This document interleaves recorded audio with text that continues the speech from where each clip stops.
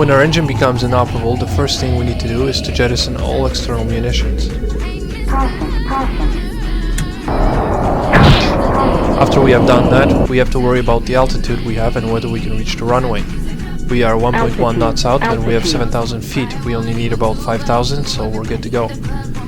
Next, we have to make sure our glide path is between 9 and 11 degrees.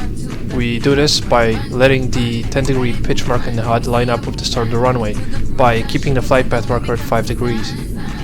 Cowboy 1-1, declaring an emergency. We declare an emergency Cowboy landing. 1-1, Palermo, approach. We are cleared to land. For immediate landing. Runway We have cleared the 05 HUD. right, rolling fire. The 10-degree pitch mark has lined up with the runway, so we bring the flight path marker down to the start of the runway.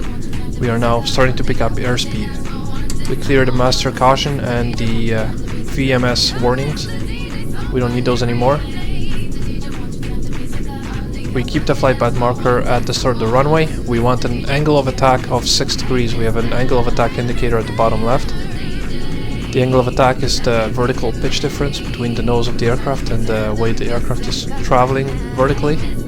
So we can see the actual angle of attack by judging the difference between the gun sight and the flight path marker. We are currently at 5 degrees angle of attack, which is too low. The nose is down too far, we are traveling too fast.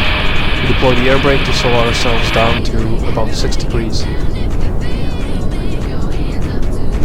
Maintaining a 6-degree angle of attack is very important for the final approach.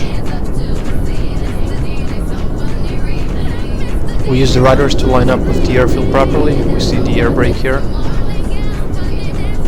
We are lined up properly. We put the flight path marker back on the start of the runway. We are at a nice 11 degree glide path, 10 to 11 degree glide path, and 6 degree angle of attack.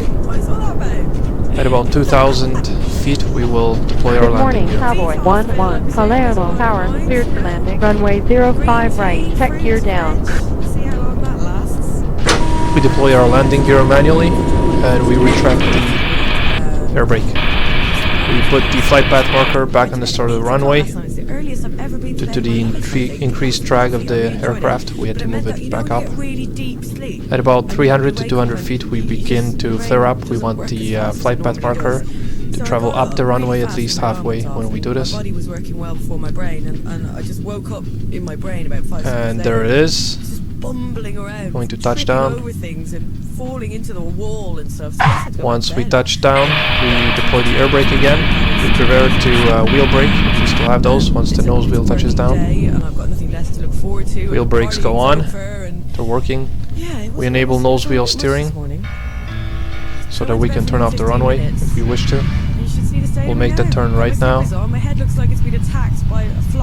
And that's all there is to it.